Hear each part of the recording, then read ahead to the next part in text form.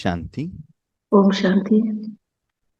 ಅವ್ಯಕ್ತ ಮುರಳಿ ಮಂಥನ ಮುಂದುವರೆದ ಭಾಗ.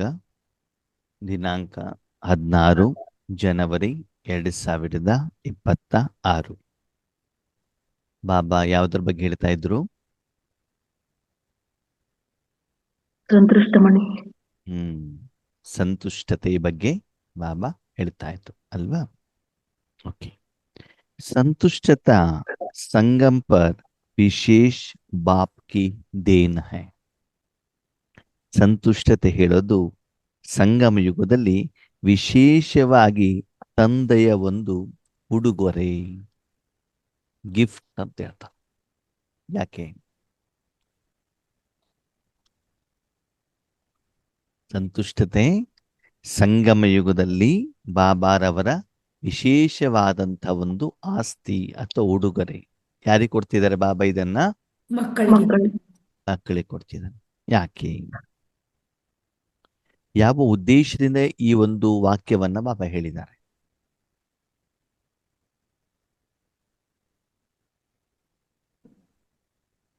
ಸರಿ, ಆತ್ಮ ಯಾವಾಗ ಸಂತುಷ್ಟ ಆಗತ್ತೆ? ನನ್ಗೆ ಬೇಕಾಗಿದ್ದೆಲ್ಲ ಸಿಕ್ಕಿದಾಗ. ಬೇಕಾಗಿದ್ದೆಲ್ಲ ಸಿಕ್ಕಿದಾಗ ಅಲ್ವಾ? ಸರಿ. ಆತ್ಮ ಕರ್ಮ ಮಾಡತ್ತಲ್ವಾ? ಮಾಡತ್ತೋ ಮಾಡಲ್ವೋ? ಮಾಡುತ್ತೆ. ಯಾವ್ದ್ರಿಂದ? ಮನಬುದ್ಧಿ ಕರ್ಮೇಂದ್ರಿಯಗಳಿಂದ. ಸರಿ ಸರಿ. ಕರ್ಮ ಮಾಡಿದ ಮೇಲೆ ಕರ್ಮದ ಫಲ ಬರುತ್ತೋ ಬರಲ್ವೋ? ಬರುತ್ತೆ.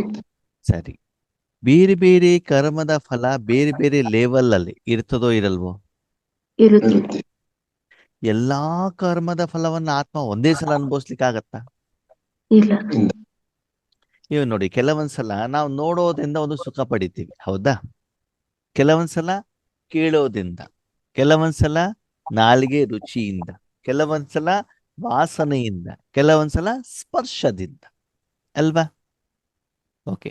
ಚಿಕ್ಕವರಿದ್ದ ಕ್ರಿಕೆಟ್ ಆಡ್ತಾ ಇದ್ವಿ, ಅವಾಗಿನ ಸುಖನೇ ಬೇರೆ.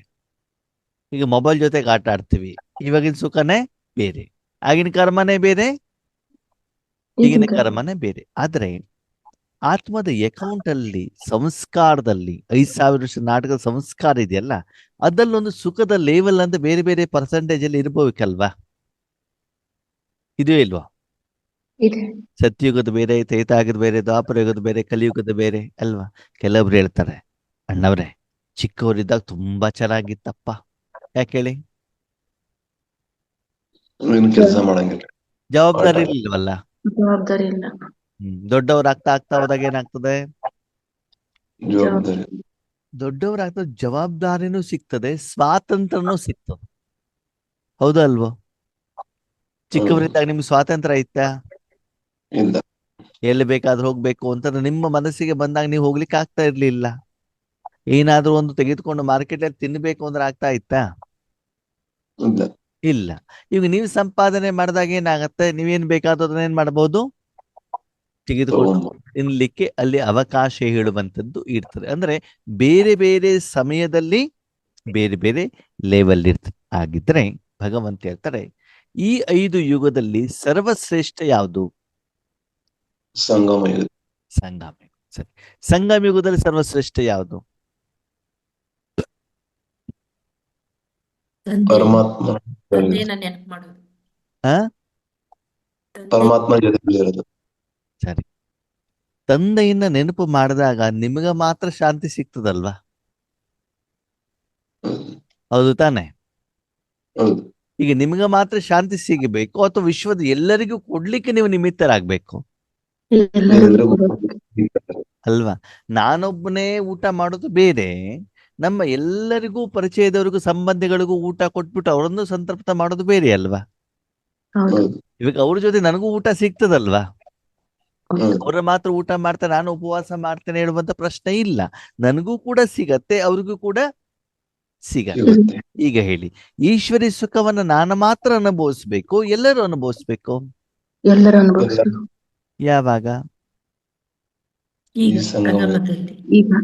ಯಾವಾಗ ಅವ್ರಿಗೆ ಅವಶ್ಯಕತೆ ಇದ್ದಾಗ ಅಲ್ವಾ?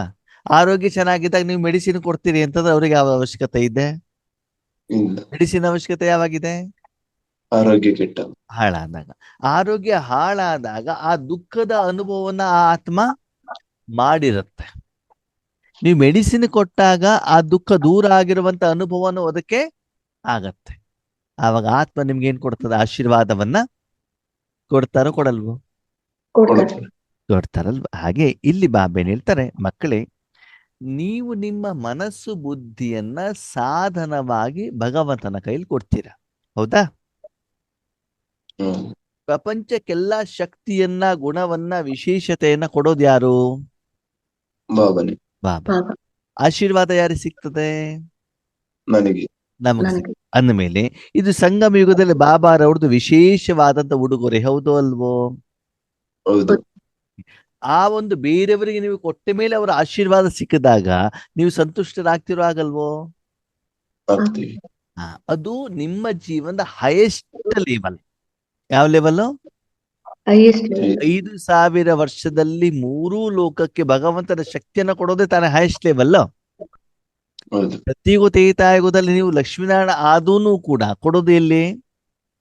ಸಂಗಮದಲ್ಲಿ ಸಂಗಮಯುಗದಲ್ಲಿ. ಸ್ಥೂಲವತನದಲ್ಲಿ ಮಾತ್ರ. ಸತ್ಯಯುಗದಲ್ಲಿ ಕೊಡೋದು ಸ್ಥೂಲವತನದಲ್ಲಿ ಮಾತ್ರ ತಾನೆ. ಅದನ್ನ ನೀವು ಕೊಡ್ತಾ ಇದ್ರು ಕೂಡ ಅಲ್ಲಿ ಯಾರಿಗೂ ಅವಶ್ಯಕತೆ ಇರೋದಿಲ್ಲ. ಇರೋದಿಲ್ಲ. ಅವಾಗ ಜನ ಅಷ್ಟೇ ನಿಮ್ಗೆ ಆಶೀರ್ವಾದ ಕೊಡೋದಿಲ್ಲ. ಕೊಡೋದಿಲ್ಲ. ಅಂದಮೇಲೆ ಆತ್ಮದಲ್ಲಿ, ಕರ್ಮದಲ್ಲಿ ಸರ್ವಶ್ರೇಷ್ಠವಾದಂತ ಸ್ಥಿತಿ ಯಾವುದು? ಸರ್ವರಿಗೂ ಕೂಡ ಪರಮಾತ್ಮನ ಶಕ್ತಿಯನ್ನ ವಿಶ್ವದ ಎಲ್ಲರಿಗೂ ಕೂಡ ಅವಶ್ಯಕತೆ ಇದ್ದಾಗ ಅವರಿಗೆ ತಲುಪಿಸುವಂತದ್ದು ಸರ್ವಶ್ರೇಷ್ಠವಾದಂತ ಸ್ಥಿತಿ. ಅದು ಯಾವ ಸಮಯ? ಅಮೃತ ವೇಳೆ.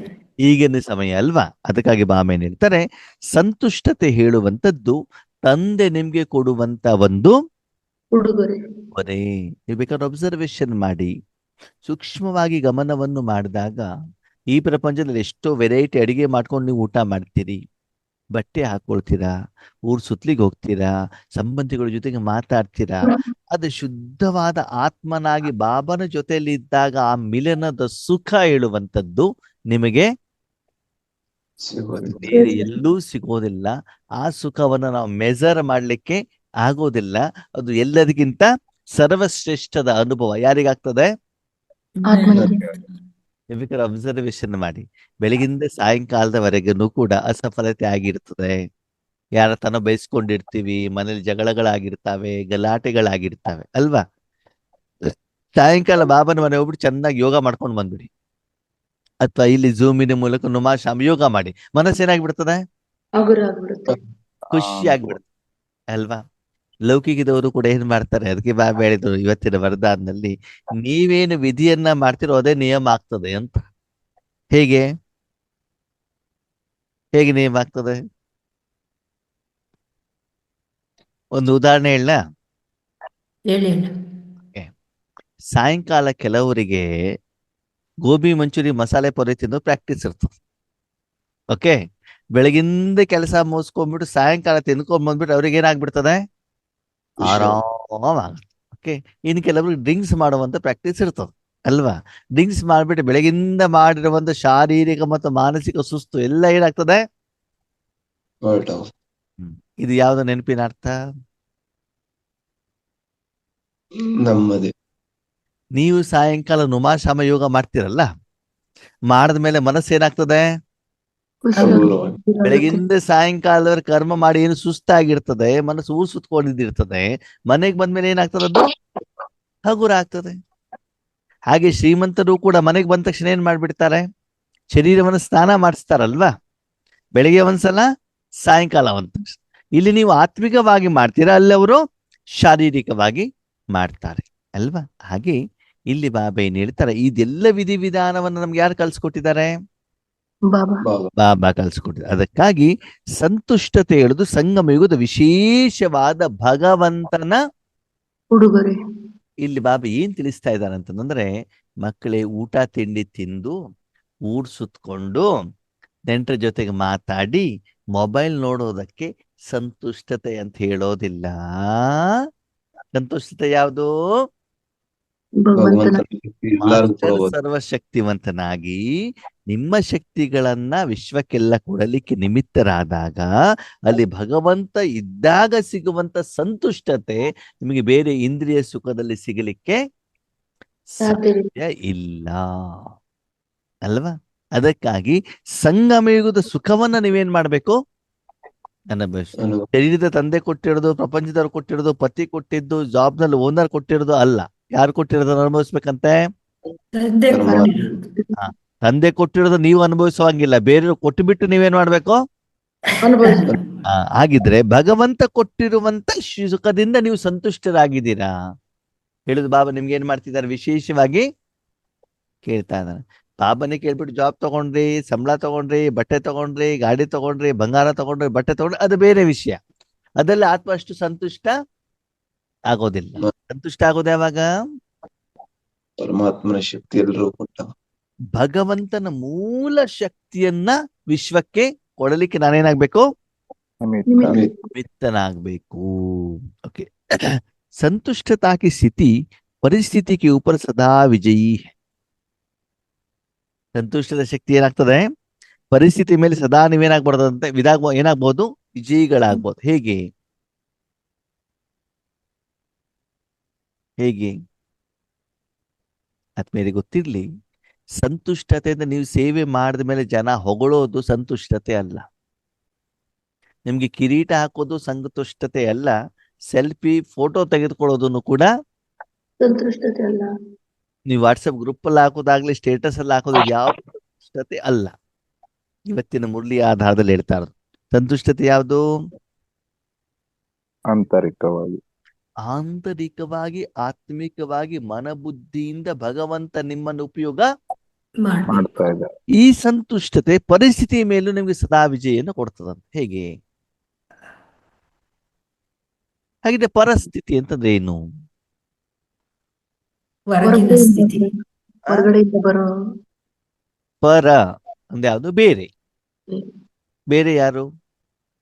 ದೇಹ, ದೇಹ, ತನು, ಧನ, ಜನ, ವಾತಾವರಣ, ವಾಯುಮಂಡಲ, ಇದೆಲ್ಲ ಬೇರೆ. ನಾನು ಯಾರು? ಆತ್ಮ. ಮನಸ್ಸುನು ಕೂಡ ಪರನೇ ಅಲ್ವಾ? ಈಗ ಹೊರಗಡೆಯಿಂದ ಚಳಿ ಬರ್ತಾ ಇದೆ. ಏನ್ ಬರ್ತಾ ಇದೆ? ಚಳಿ ಇದೆ. ಚಳಿ. ಸರಿ, ನಿಮ್ಮ ಸೇವಾ ಕೇಂದ್ರದಲ್ಲಿ 18 ಜನವರಿಗೆ ನೀವು ಹೋಗ್ಬೇಕು ಅಲ್ವಾ? ಚಳಿ ಇರ್ತದೋ ಇರಲ್ವೋ? ಇರುತ್ತೆ. ಹೋದ್ರು ಕೂಡ ಚಳಿಲಿ ಹೋದ್ರು ಕೂಡ ಯೋಗ ಚೆನ್ನಾಗದ, ಖುಷಿ ಆಗತ್ತೋ ಆಗಲ್ವೋ? ಆಗುತ್ತೆ. ಅಲ್ಲಿ ಖುಷಿ ಆಗೋದಕ್ಕೆ ತಾನೇ ಚಳಿಲಿ ಹೋಗ್ತೀವಿ. ಹೌದು. ಸರಿ, ಮೌಂಟ್ ಅಬು ಹೊರಟಿರ್ತೀರಾ. ಎಲ್ಲಿಂದ? ಬೆಂಗಳೂರಿಂದ. ಬೆಂಗಳೂರಿಂದ. 2ನೇ ದಿನ ಮಧ್ಯಾಹ್ನ ಮೇಲೆ ಒಳಗಿರುವಂತ ಗಟ್ಟಿ ಚಪಾತಿ ಸಿಗ್ತದೆ. ಮನೆಯಲ್ಲಿ ಬಿಸಿ ಬಿಸಿ ತಿಂದಿರ್ತೀರಾ ಅಲ್ವಾ? ಅಲ್ಲೇನ್ ಸಿಗ್ತಾ ಇರ್ತದೆ? ಒಣ ರೊಟ್ಟಿ. ಹಾ, ಅಲ್ಲಿ ಆ ಕ್ಯಾಟ್ರಿಂಗ್ ನವರು ಬಿಸಿ ಬಿಸಿ ರೊಟ್ಟಿ ಅಂತ ಹೇಳ್ತಾ ಇರ್ತಾನೆ. ಅದು ಕಿವಿಯಲ್ಲಿ ಕೇಳ್ತಾ ಇರ್ತದೆ, ತಿನ್ಬೇಕು ಅಂತ ಅನಿಸ್ತಾ ಇರ್ತದೆ. ಅದ ಕೈಯಲ್ಲಿ ಇರೋದು ಯಾವುದು? ಒಣ ರೊಟ್ಟಿ. ಅಲ್ಲಿ ಟೊಮಾಟೊ ಕಸ ಚಟ್ನಿ. ಗುಡ್ಸೋರು ಬಂದ್ರು ಕೂಡ ತಗೊಂಡು ತಿನ್ನೋದಿಲ್ಲ. ಅದು ನೀವು ತಿನ್ಬೇಕಾದಂತ ಅನಿವಾರ್ಯತೆ ಇರ್ತದೆ ಅಲ್ವಾ? ಅದನ್ನ ತಿಂದ್ರೂ ಕೂಡ ಈಶ್ವರಿ ಪರಿವಾರದವ್ರ ಜೊತೆಗೆ ನಾವು ಮಾತನಾಡಿದಾಗ, ಅಂದ್ರೆ ಊರ್ ಸುದ್ದಿ ಅಲ್ಲ, ಸೆಂಟರ್ ಸುದ್ದಿ ಅಲ್ಲ, ಈಶ್ವರ ಜ್ಞಾನದ ಬಗ್ಗೆ ನಾವು ಮಾತಾಡಿದಾಗ, ಯೋಗವನ್ನು ಮಾಡಿದಾಗ ಅದು ಖುಷಿ ಕೊಡುತ್ತೋ ಕೊಡಲ್ವೋ? ಕೊಡುತ್ತೆ. ಕೊಡುತ್ತೆ. ಸರಿ, ಬಾಬನ ಮನೆಗೆ ಹೋಗ್ಬೇಕಾದ್ರೆ ಬೆಳಿಗ್ಗೆ 4-5 ಗಂಟೆಗೆ ಟ್ರೈನಲ್ಲಿ ಬಾತ್ರೂಮ್ ಅಲ್ಲಿ ಹೋಗ್ಬಿಟ್ಟು ತಣ್ಣೀರಿನ ಸ್ನಾನ ನಿಮ್ಗೆ ಖುಷಿ ಕೊಡುತ್ತೋ ಕೊಡಲ್ವೋ? ಕೊಡುತ್ತೆ. ಅದು ಪರಿಸ್ಥಿತಿ ಹೌದೋ ಅಲ್ವೋ? ಹೌದು. ಹೌದು. ಅಲ್ವಾ? ಅದು ನಿಮ್ಗೆ ಖುಷಿ ಯಾಕೆ ಕೊಡುತ್ತೆ? ಬಾಬಾ ಜೊತೆಗಿದ್ದಾರೆ ಅದಕ್ಕೆ. ಅದರ ನಂತರದಲ್ಲಿ ನಾವು ಬಂದ್ಬಿಟ್ಟು ಯೋಗ ಮಾಡ್ತೀವಲ್ಲ, ಆ ನಂತರದಲ್ಲಿ ಮಧು ಬಂದ ನಮ್ಗೆ ಅನುಭವ ಆಗ್ತದಲ್ಲ, ಅದಕ್ಕಾಗಿ ಆ ಪರಿಸ್ಥಿತಿನೂ ಕೂಡ ನಮ್ಗೆ ಏನ್ ಮಾಡ್ತದೆ? ಸಹಯೋಗ ಕೊಡು. ಪರಿಸ್ಥಿತಿಯ ಮೇಲೂ ನಾವು ವಿಜಯಿಗಳು ಆಗ್ಬೋದು. ಹಾಗೆ ಅಂದ್ರೆ ತಣ್ಣೀರಿನ ಸ್ನಾನ ಮಾಡುವಂತ ಅನಿವಾರ್ಯತೆ ನನಗೆ ಇರೋದಿಲ್ಲ. ಆದ್ರೆ ನಾನು ಅದನ್ನ ಮಾಡ್ಲಿಕ್ಕೆ ರೆಡಿ ಇಡ್ತೇನೆ. ಯಾಕಂದ್ರೆ ಅದಕ್ಕಿಂತ ಚೆನ್ನಾಗಿರೋದು ನನಗೇನಾಗ್ತಾ ಇದೆ? ಸಿಗ್ತಾ ಇದೆ. ಹಾಗೆ ಆತ್ಮೀಯರೇ, ನೀವು ಬೇಕಾದ್ರೆ ಅಬ್ಸರ್ವೇಷನ್ ಮಾಡಿ ಸೂಕ್ಷ್ಮವಾಗಿ, ಬೆಳಗಿಂದ ಸಾಯಂಕಾಲದವರೆಗೆ ನಿಮ್ಮ ಸ್ಥಿತಿ ಹೆಂಗಿರ್ತದೆ? Up down, up down, up down ಆಗ್ತಾ ಇರ್ತಾನೆ. ಆಗ್ತಾ ಇರುತ್ತೆ. ಸಾಯಂಕಾಲ ಬಂದ್ಬಿಟ್ಟು 6:30 7:00ವರೆಗೆ ಚೆನ್ನಾಗಿ ಯೋಗ ಮಾಡಿ. ಅವಾಗ ಹೆಂಗಿರ್ತದೆ ಸ್ಥಿತಿ? ಜರ್ರ್ ಅಂತ ಏನಾಗ್ತದೆ? ಗ್ರಾಫ್ ಮೇಲಕ್ಕೆ ಹೋಗತ್ತೆ. ಆವಾಗ ಬೆಳಗಿಂದ ಪರಿಸ್ಥಿತಿಯ ಮೇಲೆ ಏನು ಪ್ರಭಾವ ಬಿದ್ದಿತ್ತಲ್ಲ ಅದೆಲ್ಲ ಏನಾಗ್ತದೆ, ಸಮಾಪ್ತಿ ಆಗುತ್ತೆ. ಹೇಗೆ ಶರೀರವನ್ನ ಮನೆಯಿಂದ ಹೊರಗಡೆ ಕಳಿಸಿದಾಗ ಬೆಳಗಿಂದ ಸಾಯಂಕಾಲದವರೆಗೆ ಧೂಳು ಕಸ ಮಣ್ಣು ಎಲ್ಲ ತುಂಬಿಕೊಂಡಿರ್ತದೆ ತಾನೆ. ಮನೆಗೆ ಬಂದ್ಬಿಟ್ಟು ಆ ಶರೀರವನ್ನ ನೀರಿನಲ್ಲಿ ಸ್ನಾನ ಮಾಡಿಸ್ಬಿಟ್ಟು ಎಲ್ಲ ಕೊಳೆ ಏನಾಗ್ಬಿಡ್ತದೆ, ಹೊರಟೋಗ್ಬಿಟ್ಟು ಶರೀರ ಏನಾಗ್ತದೆ, ಹಗುರಾಗಿರ್ತದೆ. ಇವತ್ತಿನ ವಾತಾವರಣ ನೋಡ್ತಿದ್ದೀರಾ, ಒಂದ್ ಕಡೆಗೆ ಮಳೆ, ಒಂದ್ ಕಡೆಗೆ ಚಳಿ, ಇನ್ನೊಂದ್ ಕಡೆ ಬಿಸಿಲು. ಓಕೆ, ಅದೆಲ್ಲದರ ಪ್ರಭಾವ ಶರೀರದ ಮೇಲೆ ಬಟ್ಟೆ ಮೇಲೆ ಬೀಳ್ತದೋ ಬೀಳಲ್ವೋ? ಅದನ್ನ ಕ್ಲೀನ್ ಮಾಡಿದಾಗ ಅದರ ಒಂದು ಅನುಭವನೂ ಕೂಡ ನಮ್ಗೆ ಆಗತ್ತೋ ಆಗಲ್ವೋ? ಹಾಗೆ ಈ ಸಂತುಷ್ಟತೆ ಸ್ಥಿತಿ ಏನು ಮಾಡ್ತದೆ, ಪರಿಸ್ಥಿತಿಯ ಮೇಲೂ ಸದಾ ವಿಜಯಿಗಳು. ಆದ್ಮೇಲೆ ಕೆಲವೊಂದು ಜೀವನದಲ್ಲಿ ಕೆಲವೊಂದು ದಿನ ನಿಮ್ಮ ಮನಸ್ಸಲ್ಲಿ ನೋಡ್ಕೊಳ್ಳಿ, ಆ ದಿನ ನಡೆದಿರುವಂತ ಘಟನೆಗಳಲ್ಲಿ ನೀವೇನ್ ಹೇಳ್ತೀರಾ ಅಂತಂದ್ರೆ, ಬಾಬಾ ಮುಂದೇಳಿ ಏನ್ ಹೇಳ್ತೀರಿ? ಬಾಬನಿಗೆ ಏನ್ ಹೇಳ್ತೀರಾ? ಆ ದಿನ ತುಂಬಾ ಅಸಫಲತೆ ಆಗಿದೆ, ಎಲ್ಲರ ಹತ್ರನೂ ಬಯಸ್ಕೊಂಡಿದ್ದೀರ, ಎಲ್ಲಿ ನೋಡಿದ್ರು ವಿಫಲತೆ, ಏನ್ ಹೇಳ್ತೀರಾ ಬಾಬನಿಗೆ? ಏನ್ ಹೇಳ್ತೀರಾ? ಫ್ಯಾಮಿಲಿ ಹಾಕೊಟ್ಟೆ, ಆ ಇಂಥ ಫ್ಯಾಮಿಲಿ ಅನ್ಕೊಟ್ಟೆ ಅಂತ. ಯಾವಾಗಪ್ಪ ಕರ್ಕೊಳ್ತೀಯ? ಎಷ್ಟ್ ದಿನ ಅಂತಿರೋದು? ಇದನ್ನು ಕರ್ಕೊಳ್ಲಿಕ್ಕೆ ಆಗೋದಿಲ್ಲ, ಆದಷ್ಟು ಬೇಗ ಕರ್ಕೋ.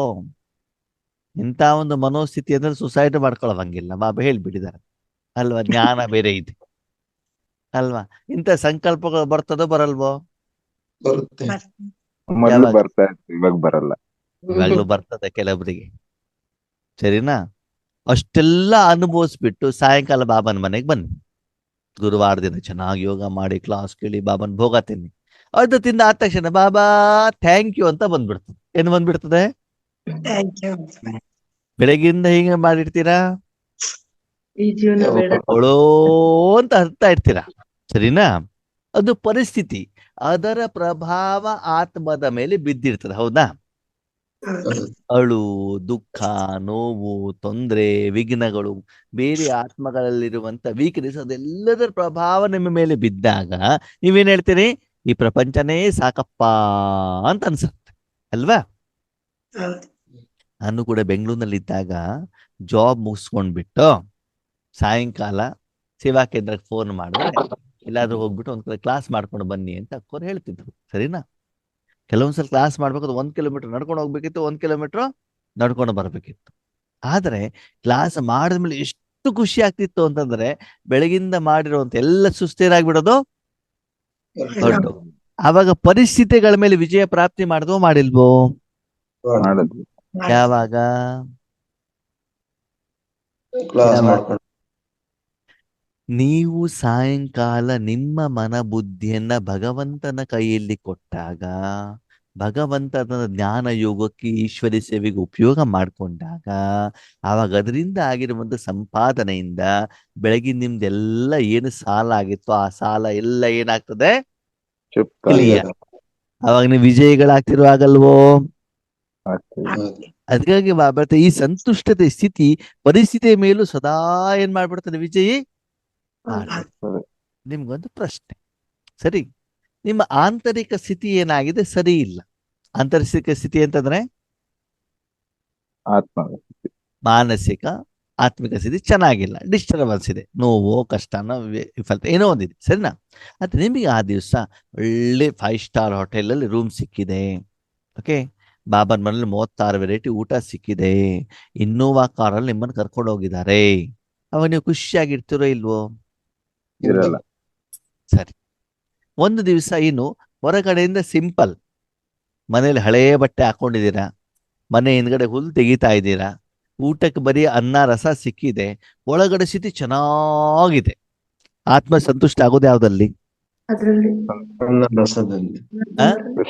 ಸಿಂಪಲ್ ಆಗಿದ್ದ ಅನ್ನ ರಸ ಊಟ ಮಾಡ್ದಾಗ್ಲಿ ಕಾರಣ ಭಾವ ಉಪಯೋಗ ಮಾಡ್ತಾನೆ. ಸ್ಪಷ್ಟವಾಗಿ ಹೇಳ್ತಾರೆ, ಸ್ವಸ್ಥಿತಿ ಪರಸ್ಥಿತಿ. ಸ್ವಸ್ಥಿತಿ ಅಂತಂದ್ರೆ ಏನು? ಆತ್ಮದ ಸ್ಥಿತಿ. ಸ್ವ, ನಾನು ಆತ್ಮ ಅಲ್ವಾ? ನನ್ನ ಆತ್ಮ, ಆ ಆತ್ಮ ಖುಷಿಯಾಗಿದ್ರೆ ನಾನೇನಾಗಿರ್ತಾನೆ?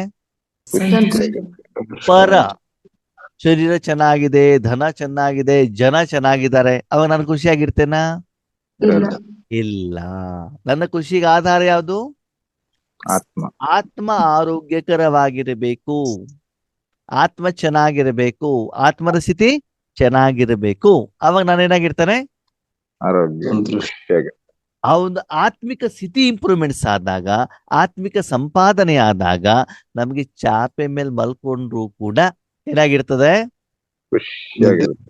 ನಿಶ್ಚಿಂತವಾಗಿರ್ತೇವೆ. ಯಾಕೆ ಹೇಳಿ? ಒಳಗಡೆ ಏನಿರ್ತದೆ ನಿಮ್ಗೆ?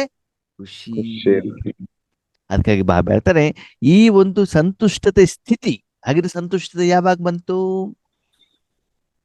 ಈಶ್ವರ ಸೇವೆಯನ್ನ ಮಾಡಿ 4 ಜನರಿಗೆ ಒಳ್ಳೆಯದನ್ನ ಮಾಡಿದಾಗ, ಅವರ ಹೃದಯಪೂರ್ವಕವಾದಂತ ಆಶೀರ್ವಾದ ನಿಮ್ಗೆ ಸಿಕ್ಕಿದಾಗ, ಅದನ್ನ ನೀವು ಅನುಭವಿಸಿದಾಗ ಏನಾಗ್ತದೆ? ನಿಮ್ಮ ಸ್ವಸ್ಥಿತಿ ಇಂಪ್ರೂವ್ಮೆಂಟ್ಸ್ ಆಗುತ್ತೆ. ಆಗುತ್ತೆ. ಹೀಗೆ ಪರಿಸ್ಥಿತಿ ಪ್ರಭಾವ ಏನು ತುಂಬಾ ಸಮಯದವರೆಗೆ ಇರ್ತಾ ಇತ್ತು, ಈ ಸ್ವಸ್ಥಿತಿಯಿಂದ ಪರಿಸ್ಥಿತಿ ಏನಾಗ್ಬಿಡ್ತದೆ? ಹೊರಡೋದು. ಒಡ್ಡೋಗ್ಬಿಡ್ತದೆ. ಅದರ ಕಡೆ ನಾವೇನ್ ಮಾಡೋದಿಲ್ಲ, ಗಮನವನ್ನ ಕೊಡೋದಿಲ್ಲ. ಕೊಡೋದು. ಕೊಡೋದಿಲ್ಲ. ಓಕೆ, ಬೆಳಿಗ್ಗೆ ಆಫೀಸ್ ಹೋಗ್ಬಿಟ್ಟು ಬಂದ್ಬಿಟ್ಟು ಭಗವಂತ ಯಾವಾಗ ಕರ್ಕೊಂಡು ಹೋಗ್ತೀಯಾ ಅಂತ ಹೇಳಿದವರು ಬಾಬಾನ ಮನೆ ಹೋಗ್ಬಿಟ್ಟು ಬಂದ್ಬಿಟ್ಟು ಏನ್ ಹೇಳ್ತಾರೆ? ಬಾಬಾ ಇನ್ನೊಂದ್ ಸ್ವಲ್ಪ ವರ್ಷ ಇರ್ಬೇಕು, ನಾನು ಕೂಡ ತುಂಬಾ ಸೇವೆಯನ್ನ ಮಾಡ್ಬೇಕು, ನಾನು ಇನ್ನೂ ಈಶ್ವರೀಯ ಸ್ಥಿತಿಯನ್ನ ಚೆನ್ನಾಗಿ ಮಾಡ್ಕೊಳ್ಬೇಕು, ನಾನು ಅನುಭವಿಸ್ಬೇಕು, ಬೇರೆಯವರಿಗೂ ಆ ಸುಖವನ್ನ ಕೊಡ್ಬೇಕು. ಕೊಡಬೇಕು ಹೇಳುವಂತ ಮನೋಭಾವ ನಮ್ಮಲ್ಲಿ ಬರುತ್ತೆ. ಅದಕ್ಕೆ ಬಾಬಾ ಹೇಳ್ತಾರೆ ಈ ಭಗವಂತ ಕೊಡುವಂತ ಈ ಒಂದು ಈಶ್ವರೀಯ ಸೇವೆಯ ಸುಖದಿಂದ ಪರಿಸ್ಥಿತಿಗಳ ಮೇಲೂ ಕೂಡ ನೀವೇನ್ ಮಾಡ್ಬೋದು? ವಿಜಯ. ವಿಜಯ ಪಡೆಯುವುದು. ಸದಾ ವಿಜಯವನ್ನ ಪಡಿಬಹುದು. परिस्थिति बदलती रहती है लेकिन संतुष्टता की शक्ति सदा प्रगति को प्राप्ति करती रहती है. ಪರಿಸ್ಥಿತಿ ಬದಲಾವಣೆ ಆಗ್ತದಂತೆ. ಯಾವ ರೀತಿ?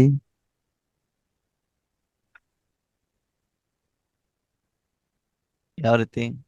ನಾವು 1ನೇ ಕ್ಲಾಸ್ 2ನೇ ಕ್ಲಾಸ್ ಹೋದಂಗೆಲ್ಲ ಹೆಂಗ್ ಪರೀಕ್ಷೆ ಬರುತ್ತೋ ಆ ತರ ಹಾ, ಚೇಂಜ್ ಆಗ್ತಾ ಇರುತ್ತೆ. ಪರಿಸ್ಥಿತಿ, ಪರೀಕ್ಷೆ ಅಲ್ಲ, ಪರಿಸ್ಥಿತಿ. 1ನೇ ತಾರೀಕಿಗೆ ನಿಮ್ಗೆ 25,000 ರೂಪಾಯಿ ಸಂಬಳ ಬಂತು. ಅವಾಗ ಏನಾಗ್ತದೆ? ಖುಷಿ ಆಗುತ್ತೆ. ಸಾಲಗಳೆಲ್ಲ ಖುಷಿ ಆಗ್ತದೆ. ಸರಿ, 20ನೇ ತಾರೀಕು ಸಂಬಳ ಎಲ್ಲ ಖಾಲಿ ಆಗ್ಬಿಡ್ತು. ಉಳಿದಿದ 10 ದಿವಸ ಪರಿಸ್ಥಿತಿ ದುಃಖ ಅವಾಗ ದುಃಖ ಬಂತು. ಅವಾಗ ಏನಾಯ್ತು? ಪರಿಸ್ಥಿತಿ ಚೇಂಜ್ ಆಯ್ತು, ಆಗಿಲ್ವೋ? ಆಯ್ತು. ಆಯ್ತು. ಫಸ್ಟಿಗೆ ಹಣ ಬಂದಾಗ ಎಷ್ಟು ಖುಷಿ ಆಗಿತ್ತು, ಅದ ಹಣ ಖಾಲಿ ಆದಾಗ ಏನಾಯ್ತು? ಸ್ಥಿತಿ ಏನಾಯ್ತು? ಕಡಿಮೆ. ಡೌನ್ ಆಯ್ತು ಅಲ್ವಾ? ಯಾವಾಗ್ಲೂ ಆರೋಗ್ಯ ಚೆನ್ನಾಗಿರ್ತದೆ, ಖುಷಿಯಾಗಿರ್ತೀವಿ, ಶರೀರದ ಆರೋಗ್ಯ ಕೆಟ್ಟೋಗ್ತದೆ, ಅವಾಗ ಏನಾಗ್ತದೆ? ಪರಿಸ್ಥಿತಿ ಚೇಂಜ್ ಆಗ್ತದೆ. ಎದುರುಗಡೆ ಹೊಗಳ್ತಾರೆ, ಸ್ಥಿತಿ ಏನಾಗಿರ್ತದೆ? ಚೆನ್ನಾಗಿರ್ತದೆ. ಬೈದು ಬಿಟ್ರೆ ಸ್ಥಿತಿ ಏನಾಗ್ಬಿಡ್ತದೆ? Down down. ಹಾಗೆ ಪರಿಸ್ಥಿತಿ ಯಾವಾಗ್ಲೂ ಕೂಡ ಏನಾಗ್ತಾ ಇರ್ತದೆ ಅಪ್ ಅಂಡ್ ಡೌನ್. ಅಲ್ವಾ? ಹೌದಣ್ಣವ್ರೆ, ಬೆಳಿಗ್ಗೆ ಚಳಿ ಇರೋದು, ಮಧ್ಯಾಹ್ನದ ಹೊತ್ತಿಗೆ ಬಿಸಿಲು, ಸಾಯಂಕಾಲ ಆಗೋದ್ರೊಳಗಡೆ ಮಳೆ. ಪರಿಸ್ಥಿತಿ ಏನಾಗ್ಬಿಡ್ತು? ಚೇಂಜ್. ಆದರೆ ಏನ್ ಹೇಳಿ? ಆದರೆ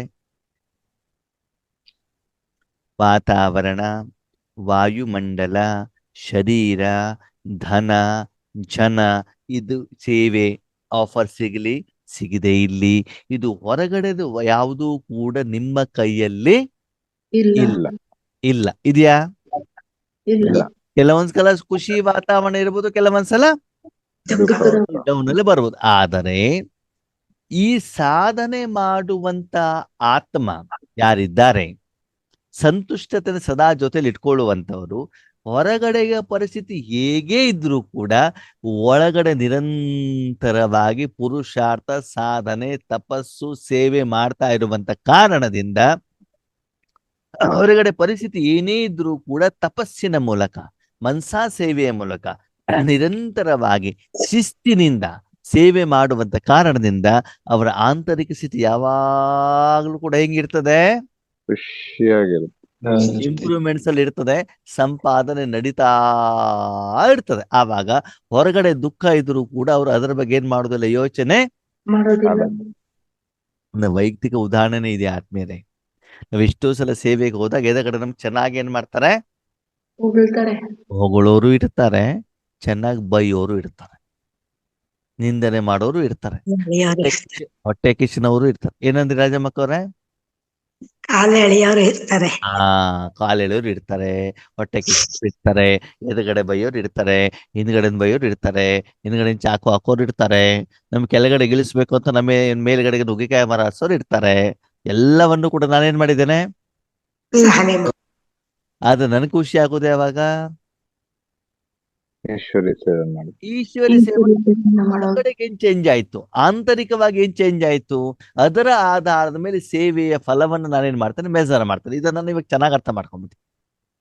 ಅರ್ಥ ಆಯ್ತು ನಿಮ್ಗೆ ಏನು ಅಂತ? ಹೊರಗಡೆ ಜನ ಏನ್ ಹೇಳ್ತಾರೆ, ನಿಮ್ಗೆ ಎಷ್ಟು ಗಿಫ್ಟ್ ಬಂತು, ಎಷ್ಟು ನಿಂದನೆ ಬಂತು, ಎಷ್ಟು ಬೈಗುಳ ಬಂತು, ಯಾರೆಷ್ಟು ಸಿಟ್ಟು ಮಾಡಿದ್ರು, ಅದರ ಆಧಾರದಲ್ಲಿ ಅಲ್ಲ. ನನಗೆ ಹೌದು. ಸಿಟ್ಟು ಕೊಟ್ಟಿದ್ಯಾರು? ಬಾಬಾ. ಬಾಬಾ ಬೇಕಾದಾಗ ನಾನು ಮಾಡಿದನೋ ಇಲ್ವೋ, ಅದ್ರ ಮಾಡಿದ ಆಂತರಿಕ ಸ್ಥಿತಿ ಹೆಂಗಿರ್ತದೆ? ಚೆನ್ನಾಗಿ. ಓಕೆ. ಎಷ್ಟೋ ಸಲ ನಿಂದನೆ ಸಿಟ್ಟುಗಳು ಬಂದಾಗ ನಾನು ಬಾಬಾನ ಹತ್ರ ಹೋಗ್ಬಿಟ್ಟು ಹೇಳಿದಿರ್ತಾರೆ. ಆಗ ಬಾಬಾ ಏನ್ ಹೇಳ್ತಾರೆ ಗೊತ್ತಾ? ಡ್ಯೂಟಿ ಕೊಟ್ಟಿದ್ದು ನಾನಪ್ಪ, ನೀನ್ ಸರಿಯಾಗಿ ಮಾಡಿದ್ಯಲ್ಲ, ನಿನ್ ಸ್ಥಿತಿ ಚೆನ್ನಾಗಿದೆಯಲ್ಲ, ನೀನ್ ಸುಮ್ನೆ ಇರು, ಉಳಿದ್ರ ಬಗ್ಗೆ ನೀನು ಯೋಚನೆ ಮಾಡ್ಬೇಕಾದ ಅವಶ್ಯಕತೆ. ಇಲ್ಲ. ಇಲ್ಲ. ನಿಮ್ಗೆ ಸಂಬಳ ಕೊಡೋದು ಯಾರು? ಬಾಬಾ. ಮಾಲಿಕ್. ಬಾಬಾ. ಜಾಬ್ ಮಾಲಿಕ್. ಕೊಡೋದು ಯಾರು? ಮಾಲಿಕ್. ಆ ಕಂಪ್ನಿಲಿ ಬೇಕಾದಷ್ಟು ಜನ ಇರ್ತಾರೆ, ಹೌದಾ? ನೀವು ಜನನ ಖುಷಿ ಪಡಿಸ್ಬೇಕು, ಮಾಲೀಕರನ್ನು ಖುಷಿ ಪಡಿಸ್ಬೇಕು ಮಾಲೀಕನ ಮಾಲಿಕ್. ಅಲ್ವಾ? ಅದ್ಮೇಲೆ ಮಾಲೀಕ ಯಾರು ನಿಮ್ಗೆ? ಬಾಬಾ. ಬಾಬಾ. ಅವಾಗ ನೀವು ಕರ್ಮ ಮಾಡಿದ್ ಕರೆಕ್ಟ್ ಆಗಿದೆ, ಆಂತರಿಕ ಸ್ಥಿತಿ ಚೆನ್ನಾಗಿರ್ತದೋ ಇರಲ್ವೋ? ಇರುತ್ತೆ. ಇರ್ತೇವೆ. ಅವಾಗ ಸಂತುಷ್ಟವಾಗಿರ್ತಿರೋ ಇರಲ್ವೋ? ಇರ್ತೀವಿ. ಅಲ್ವಾ? ಹಾಗೆ ಇಲ್ಲಿ ಬಾಬಾ ಹೇಳ್ತಾರೆ, ಪರಿಸ್ಥಿತಿ ಬದಲಾವಣೆ ಆಗ್ತಾ ಇರ್ತದೆ, ಆದರೆ ಸಂತುಷ್ಟತೆ ಶಕ್ತಿ ಆ ಆತ್ಮನಲ್ಲಿ ಸದಾ ಕಾಲ ಹೇಗಾಗ್ತಾ ಇರ್ತದೆ ಪ್ರಗತಿಯಲ್ಲಿ. ಹೋಗ್ತಾ ಇರುತ್ತೆ. ಓಕೆ. ಹೇಗೆ ಚೇಂಜ್ ಆಗುತ್ತೆ ಅಂತ ಹೇಳ್ತೇನೆ ಕೇಳಿ. ಇವಾಗ ಸ್ಟಾರ್ಟಿಂಗ್ ಅಲ್ಲಿ ಈಗ ಹಳೆ ಆತ್ಮಗಳಿಗೆಲ್ಲ ಗೊತ್ತು. ಈಗ ಪಾರ್ವತಕ್ಕಲ್ಲಿ ಸ್ಟಾರ್ಟಿಂಗ್ ಅಲ್ಲಿ ಬಂದಾಗ ಅಕ್ಕೋರೆ ಸ್ಟಾರ್ಟಿಂಗ್ ಅಲ್ಲಿ ಇಷ್ಟೆಲ್ಲ ಕನ್ನಡ ಕ್ಲಾಸ್ ಇರ್ತಾ ಇತ್ತಾ? ಇಲ್ಲ. ಇಲ್ಲ. ಅವಾಗಿದ್ದಿದ್ದು ಯಾವುದು? ಒಂದು ಮಂಗಳವಾರ ಕ್ಲಾಸ್ ಮಾತ್ರ, ಹೌದಾ? ಹ್ಮ್. ಸ್ಟಾರ್ಟಿಂಗ್ ಅಲ್ಲಿ ಸ್ಟಾರ್ಟ್ ಮಾಡಿದಾಗ ಮಂಗಳವಾರದ ಒಂದು ಕ್ಲಾಸು ಮತ್ತೆ ವರದಾನ ಕ್ಲಾಸ್ ಮಾತ್ರ, ಹೌದಾ? ಸರಿ. ಕನ್ನಡ ಕ್ಲಾಸ್ ಸ್ಟಾರ್ಟ್ ಮಾಡಿದಾಗ ಫಸ್ಟಿಗೆ, ಅಂದ್ರೆ ಬೇರೆ ಬೇರೆ ಟೈಮಲ್ಲಿ ಮಾಡ್ತಿದ್ವಿ, ಮಾಡಿದಾಗ ಏನಾಯ್ತು ಅಂದ್ರೆ 18,000 ವ್ಯೂಸ್ ಬಂತು ಅಲ್ವಾ? ನಾಗರತ್ನಕ್ಕ ಮತ್ತು ಅರ್ಚನಕ್ಕ ಸೇರಿಬಿಟ್ಟು ಮಾಡಿದ್ರು. ಸರಿ. ಆ ನಂತರದಲ್ಲಿ ಕ್ಲಾಸ್ ಮಾಡ್ತಾ ಮಾಡ್ತಾ ಮಾಡ್ತಾ ಬಂದಾಗ ಇವತ್ತು ವ್ಯೂಸ್ಗಳು ಏನಾಗ್ತಾ ಇದಾವೆ? ಕಡಿಮೆ ಆಗ್ತಾ ಇದೆ. ನಾಗರತ್ನಕ್ಕ ಅನ್ಮ್ಯೂಟ್ ಮಾಡಿ. ಏನಾಗ್ತಾ ಇದಾವೆ?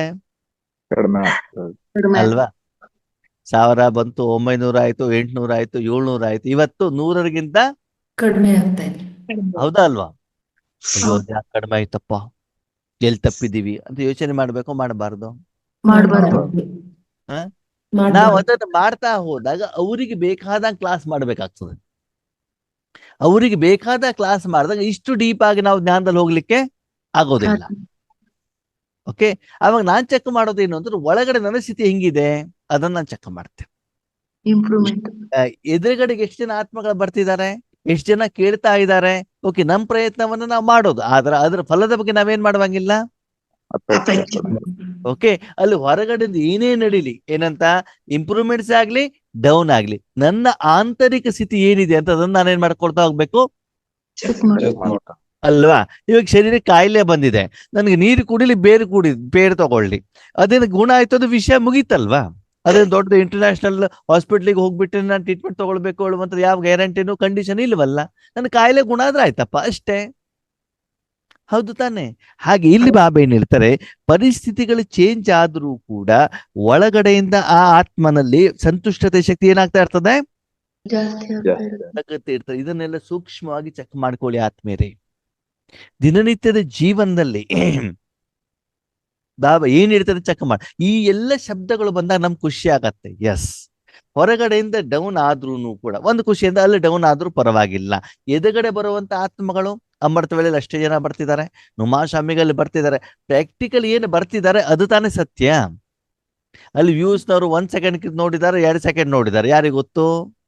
ಅವ್ರದ್ದು ಲಾಭ ಪಡ್ಕೊಳ್ತಿದ್ದಾರೆ ಇಲ್ಲ, ಯಾರಿಗೆ ಗೊತ್ತು? ನಮ್ಗೆ ಪ್ರಾಕ್ಟಿಕಲಿ ಗೊತ್ತಿದೆಯಾ ಇಲ್ವಲ್ಲ?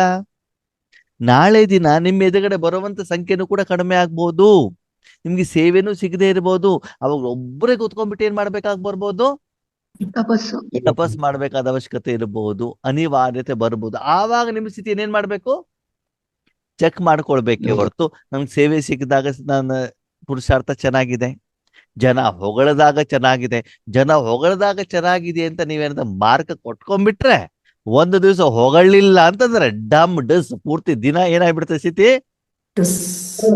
ಡೌನ್ ಆಗ್ಬಿಡ್ತದೆ. ಅದಕ್ಕಾಗಿ ಪರಿಸ್ಥಿತಿಯ ಆಧಾರದಲ್ಲಿ ನಿಮ್ಮ ಕರ್ಮ ಮತ್ತು ಕರ್ಮದ ಫಲವನ್ನು ಎಂದೂ ಮೆಜರ್ ಮಾಡಬೇಡಿ. ಮತ್ತು ನೀವು ಮಾಡಿರುವಂತ ಕರ್ಮದ ಫಲವನ್ನ ಬೇರೆಯವ್ರ ಎದುರುಗಡೆ ಇಟ್ಬಿಟ್ಟು ಅವ್ರ ಹತ್ರ ಮಾಡಿಸ್ ತಗೊಳ್ಬೇಡಿ. ಮಾರ್ಕ್ಸ್ ಯಾರ ಹತ್ರ ತಗೊಳ್ಬೇಕು?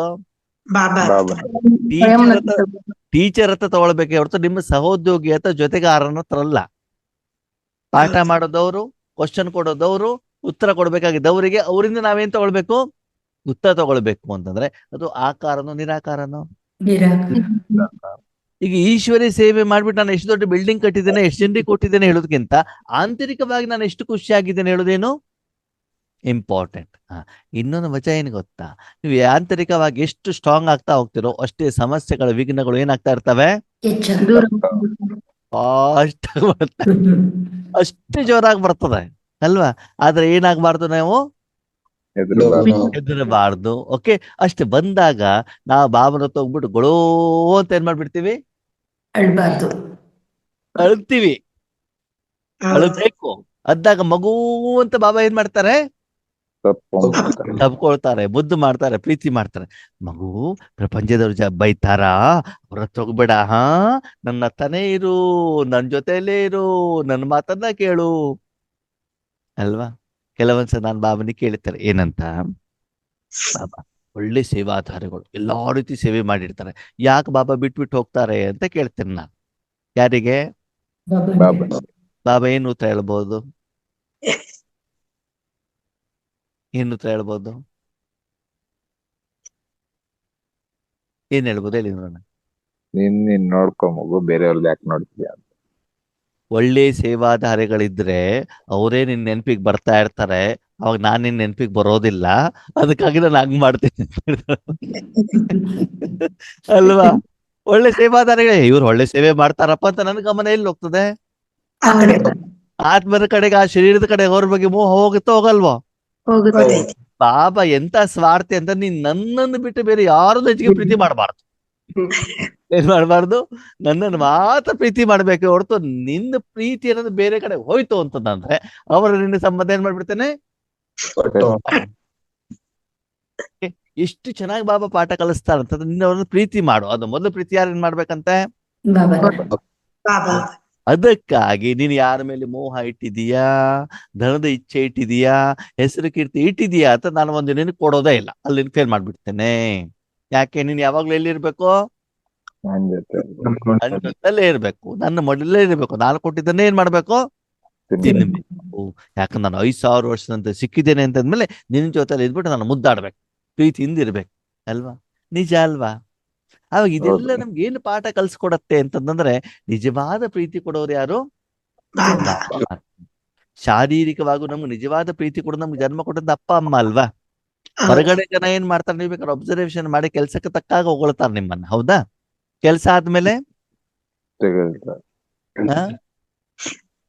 ಕಬ್ಬಿನ ಸಿಪ್ಪೆ ಹಂಗೆ ತೆಗೆದ್ಬಿಟ್ಟು ಏನ್ ಮಾಡ್ಬಿಡ್ತಾರೆ, ಆಗ್ಬಿಡ್ತಾರೆ ಅಲ್ವಾ? ನಿಮ್ಮಲ್ಲಿ ಹಣ ಇದ್ದಾಗ ಪಾರ್ಟಿ ಮಾಡ್ಲಿಕ್ಕೆ ಎಲ್ಲರೂ ಬಂದಿರ್ತಾರೆ, ಹಾಸ್ಪಿಟಲ್ ಅಡ್ಮಿಟ್ ಆಗಿ ನೋಡೋಣ ಎಷ್ಟು ಜನ ಬರ್ತಾರೆ ಸಹಾಯ ಮಾಡ್ಲಿಕ್ಕೆ ಅಲ್ವಾ? ಅದಕ್ಕಾಗಿ ಬಾಬಾ ಏನ್ ಹೇಳ್ತಾರೆ, ಮಕ್ಕಳೇ ಪರಿಸ್ಥಿತಿಗಳು ಬದಲಾಗಬಹುದು. ಬದಲು ಅಂದ್ರೆ ಬಾಬಾ ಇಷ್ಟು ಸುಂದರವಾಗಿರ್ತಾರೆ, ಯಾರು ಹೊಗಳಲೂಬಹುದು ತೆಗಳಲೂಬಹುದು. ಆದ್ರೆ ಆ ಆತ್ಮನ ಜೀವನದಲ್ಲಿ ಒಳಗಡೆಗೆ ಮಾತ್ರ ಸದಾಕಾಲ ಏನ್ ನಡೀತಾ ಇರ್ತದೆ, ಆತ್ಮಿಕ ಸಂಪಾದನೆ ಸ್ಥಿತಿ ಏನಾಗ್ತಾ ಇರ್ತದೆ, ಚೆನ್ನಾಗಾಗ್ತಾ ಇರ್ತದೆ. ಇದನ್ನು ನಾವು ನಮ್ಮ ಜೀವನದಲ್ಲಿ ಏನ್ ಮಾಡ್ಕೊಳ್ಬೇಕು, ಚೆಕ್ ಮಾಡ್ಕೊಳ್ಬೇಕು. ಅದ ನಾವೇನ್ ಮಾಡ್ತೀವಿ ಗೊತ್ತಾ, ನಮ್ಮ ಮೆಜರ್ಮೆಂಟ್ ಹೆಂಗಿರ್ತದೆ ಅಂತಂದ್ರೆ, ಬಾಬನ್ ಮಗು ಆದ್ಮೇಲೆ ಸ್ವಂತ ಮನೆ ಮಾಡ್ದೆ, ಸ್ವಂತ ಸೆಂಟರ್ ಮಾಡ್ದೆ, ಇಷ್ಟು ಜನ ಆತ್ಮರಿಗೆ ನಾ ಜ್ಞಾನವನ್ನ ಕೊಟ್ಟೆ. ಹೀಗೆ ನಾವು ನಮ್ಮ ಯೋಗಿಕ ಸ್ಥಿತಿಯನ್ನು ನಾವೇನ್ ಮಾಡ್ತೀವಿ, ಚೆಕ್ ಮಾಡ್ತೀವಿ. ಅಂದ್ಮೇಲೆ ನಿಮ್ ಸಂತುಷ್ಟತೆಗೆ ಆಧಾರ ಯಾವ್ದಾಯ್ತು? ಧನ, ಧನ, ಜನ ಅಂದ್ರೆ ಪರ, ಅವರ ಮೇಲೆ ನಿಮ್ಮದೇನಾಯ್ತು, ಆಧಾರ ಆಯ್ತೇ ಹೊರ್ತು ನಿಮ್ಮ ಸ್ವಸ್ಥಿತಿ ಮೇಲೆ ಅಲ್ಲವಲ್ಲ. ಸೂಕ್ಷ್ಮತೆ ಅರ್ಥ ಆಗ್ತಿದೆ ನಿಮಗೆ? ಆದ್ಮೇಲೆ ನೀವು ಸಂಪಾದನೆ ಮಾಡಿರುವಂತ ಹಣ, ವಸ್ತು, ವ್ಯಕ್ತಿ, ವಿಷಯಗಳು, ನಿಮ್ಮೆದುರುಗಡೆ ವಿನಾಶ ಆಗತ್ತೆ. ಇಲ್ಲ ನೀವೇ ಅದನ್ನು ಬಿಟ್ಬಿಟ್ಟು ಹೋಗ್ಬೋದು. ಅದು ಏನಾದ್ರೂ ಕೂಡ ಒಳಗಡೆ ಸಂಪಾದನೆ ಎಂದೂ ಕೂಡ ನಿಲ್ಲಬಾರದು. ಸಂಪಾದನೆ ಮತ್ತು ವಿಶೇಷವಾದಂತ ಸೇವೆ ಎಂದು ಕೂಡ ನಿಲ್ಲಬಾರದು. ಇದು ನಮ್ಗೆ ಬಾಬಾ ಹೇಳ್ತಾರೆ. ಅಂದ್ರೆ ಆ ಒಂದು ಕರ್ಮದಿಂದ ನೀವು ಸದಾಕಾಲ ಏನಾಗಿರ್ಬೇಕು, ಸಂತುಷ್ಟರಾಗಿರಬೇಕು. ಓಕೆ, ಅವರಿಗೆ ಪರಿಸ್ಥಿತಿ ಚೇಂಜ್ ಆದೂನು ಕೂಡ ಅವರಲ್ಲಿ ಏನಾಗಿರ್ತಾರೆ, ಪ್ರಗತಿ. ಹೌದು, ಸ್ಟಾರ್ಟಿಂಗ್ ಅಲ್ಲಿ ನಾವು ಜಾಬ್ ಮಾಡ್ತಾ ಮಾಡ್ತಾ ಈಶ್ವರ ಸೇವೆ ಮಾಡ್ಬೇಕಿತ್ತು, ಹೌದಾ? ಆಮೇಲೆ ಏನ್ ಮಾಡಿದ್ರು ಬಾಬಾ? ಜಾಬ್ ಅಂದ್ಬಿಟ್ಟು ಊರ್ ಸುತ್ತಲಿಕ್ಕೆ ಶುರು ಮಾಡಿಸಿದ್ರು. ಊರ್ ಸುತ್ತದಾಗ ಏನಾಗ್ತದೆ? ಏನ್ ಎ ಸಿ ಟ್ರೈನಲ್ಲಿ ಹೋಗೋದೇನು, ಊಟ ತಿಂಡಿ ಏನು, ಎಲ್ಲಾನು ಕೂಡ ಬಟ್ಟೆ ಗಿಟ್ಟೆ ಗಿಫ್ಟ್ ಎಲ್ಲ ಸಿಕ್ತು ಅಲ್ವಾ? ಆಮೇಲೆ ಕೊರೋನಾ ಬಂತು. ಬಾಬಾ ಏನ್ ಮಾಡಿದ್ರು? ಕುಳಿಸಿದ್ರು ಅಲ್ವಾ? ಏನು ಬಂದೂನು ಕೂಡ ಏನಾಗ್ಬೇಕು? ಯಾವುದೇ ಸೇವೆಯಲ್ಲಿ ಪ್ರಗತಿ. ಓಕೆ, ಕೆಲವೊಂದ್ಸಲ ಜ್ಞಾನ ಸಿಗೋದಿರೋದಿಲ್ಲ, ಡ್ರೈವಿಂಗ್ ಸೇವೆ ಇರ್ತದೆ, ಅಡಿಗೆ ಮಾಡೋದು ಇರ್ತದೆ, ಅಲ್ಲೂ ಕೂಡ ಸ್ಥಿತಿ ಏನಾಗಿರ್ಬೇಕು? ನಾನು ಒಳ್ಳೆ ಸ್ಪೀಕರ್ ಅಪ್ಪ, ನಾನು ಇವಾಗ ಮನೆ ಹುಲ್ಲೆಲ್ಲ ತೆಗೆಯುವುದಿಲ್ಲ, ಅದೊಂದು ಕೆಲಸದವ್ರಿಗೆ ಕೊಟ್ಬಿಟ್ಟು ಮಾಡಿಸ್ತೇನೆ ಅಂತ ಏನ್ ಮಾಡುವಂಗಿಲ್ಲ, ಹೇಳುವಂಗಿಲ್ಲ. ಯಾವುದೇ ರೀತಿ ಸೇವೆ ಇದ್ದು ಕೂಡ ಏನ್ ಮಾಡ್ಬೇಕು? ಖುಷಿಯಿಂದ ಮಾಡ್ಬೇಕು. ಅವ ಒಳಗಡೆ ಸಂಪಾದನೆ ರೆಗ್ಯುಲರ್ ಆಗಿ ಅದಕ್ಕಾಗಿ ಅವರಿಗೆ ಅದರಲ್ಲಿ ಪ್ರಗತಿ ಆಗ್ತಾ ಇರ್ತದೆ. ಯಾವ್ದಲ್ಲಿ? ಆಂತರಿಕ ಸ್ಥಿತಿಯಲ್ಲಿ. ಸೇವೆಗೆ ಅಂತ ಸ್ಥಿತಿ. ಯಾಕಂದ್ರೆ ಆದಷ್ಟು ಅವರು ನಿರಾಕಾರದಲ್ಲಿ ಏನಾಗ್ತಾ ಹೋಗ್ತಾರೆ, ಅವರು ಹೋಗ್ತಾ ಇರ್ತಾರೆ. ಓಕೆ, कितना भी परिस्थिति सामने आई लेकिन संतुष्ट मणि के आगे हर समय माया और प्रकृति एक पपेट शो माफिक दिखाई देती है, इसीलिए संतुष्ट आत्मा कभी परेशान नहीं होती. ಬೇಕಾದಷ್ಟು ಪರಿಸ್ಥಿತಿಗಳು ಬರ್ತವೆ. ಮಾಯೆ ಮತ್ತು ಪ್ರಕೃತಿ ಏನಾಗ್ತದೆ? ಒಂದ್ ರೀತಿ ಗೊಂಬೆಯಾಟ. ಏನಾಗ್ತದೆ? ಗೊಂಬೆಯಾಟದ ರೂಪದಲ್ಲಿ ಏನಾಗ್ತಾ ಹೋಗ್ತದಂತೆ? ಕಂಡು ಬರ್ತದಂತೆ. ಅದಕ್ಕಾಗಿ ಸಂತುಷ್ಟ ಆತ್ಮ ಎಂದೂ ಕೂಡ ಏನಾಗೋದಿಲ್ಲ, ಚಿಂತೆಯಲ್ಲಿ ಬರೋದಿಲ್ಲ. ಓಕೆ, ಈಗ ಪ್ರಶ್ನೆ, ಗೊಂಬೆಯಾಟ ಅಂತ ಯಾಕೆ ಹೇಳಿದ್ರು ಬಾಬಾ? ಈ ಶಬ್ದವನ್ನು ಯಾಕೆ ಯೂಸ್ ಮಾಡಿದ್ರು? ಬರೀ ನಾಟಕ ಅಷ್ಟೇ, ನಾಟಕದ ದೃಷ್ಟಿಯಲ್ಲಿ ನೋಡ್ಬೇಕು. ಅಲ್ಲ ಅಲ್ಲ ಅಲ್ಲ, ಇಲ್ಲಿ ಬಾಬಾ ಏನ್ ಹೇಳಿದ್ರೆ ಮೊದಲು ಅರ್ಥ ಮಾಡ್ಕೊಳ್ಳಿ. ಗೊಂಬೆಯಾಟ ಯಾವ್ದಲ್ಲಿ ಹೇಳ್ತಿದ್ದಾರೆ ಬಾಬಾ? ಯಾವಾಗ ನಿಮ್ಗೆ ಮಾಯೆ ಬಂತು, ಪ್ರಕೃತಿಯಿಂದ ನಿಮ್ಗೆ ಟೆಸ್ಟಿಂಗ್ ಪೇಪರ್ ಬಂತು, ಪರಿಸ್ಥಿತಿಗಳು ಬಂತು, ಅದಕ್ಕೆ ಬಾಬಾ ಬೊಂಬೆಯಾಟ ಅಂತ ಹೇಳ್ತಾರೆ. ನಾವು ಬೇರೆಯವ್ರ ಪಾತ್ರವನ್ನ ನಾಟಕ ಅಂತ ನೋಡೋದು ಅದು ಬೇರೆ. ಅದಿಲ್ಲಿ ಯಾವ ವಿಷಯದ ಬಗ್ಗೆ ಹೇಳ್ತಿದ್ದಾರೆ? ನನ್ನ ವೈಯಕ್ತಿಕ ಜೀವನದಲ್ಲಿ ಪರಿಸ್ಥಿತಿಗಳು ಬಂದಾಗ, ಮಾಯೆ ಬಂದಾಗ ಅದು ನಮ್ಗೆ ಏನ್ ಅನ್ಸತ್ತೆ? ಗೊಂಬೆ. ಏನು ಉದ್ದೇಶ ಇರಬಹುದು ಹೇಳಿ ನೋಡ.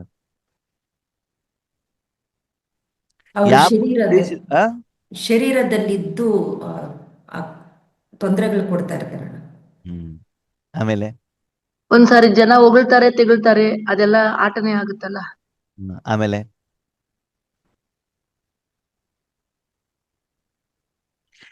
ನೀವೇನು ಉತ್ತರ ಕೊಡ್ತಿರೋ ಅದು ಗೊಂಬೆ ಆಟಕ್ಕೆ ಸಂಬಂಧಪಟ್ಟ ಇರಬೇಕು. ಆ ಗೊಂಬೆ ಆಟಕ್ಕೆ ಪರಿಸ್ಥಿತಿಗಳು, ವಿಘ್ನಗಳು, ಮಾಯೆಗಳು ಕನೆಕ್ಟ್ ಆಗಿದೆ. ಆ ಗೊಂಬೆದು ಪಾತ್ರ ಏನಿದೆಯೋ ಅದು ಮಾಡ್ತಾ ಇರುತ್ತೆ. ಸರಿ, ಗೊಂಬೆ ಪಾತ್ರ ಮಾಡ್ತದೋ ಮೇಲೇನು ಅಲ್ಲಾಡ್ತಿರ್ತಾನ? ಮೇಲೆ ಸೂತ್ರಧಾರಿ ಅವನಾಗಿರ್ತಾನೆ ಅಲ್ವಾ? ಗೊಂಬೆ ಏನು ಮಾಡ್ತಾ ಇರೋದಿಲ್ಲ ಅಲ್ಲಿ. ಗೊಂಬೆ ಎಲ್ಲ ಕಂಟ್ರೋಲ್ ಯಾರತ್ತಿರ್ತದೆ? ಸೂತ್ರಧಾರಿ. ಹೌದಾ? ಗೊಂಬೆ ಏನಾದ್ರು ಕೈ ಮೇಲೆ ಎತ್ತತ್ತ, ಇಲ್ಲ, ಕಾಲಲ್ಲಾಡ್ಸತ್ತ, ಅದೆಲ್ಲ ಮಾಡೋದು ಯಾರು? ಸೂತ್ರಧಾರಿ. ಹಂಗಂದ್ರೆ ಇವಾಗ ಹೇಳಿ ನೋಡೋಣ. ಬಾಬಾ ಮಾಡಿಸೋರು.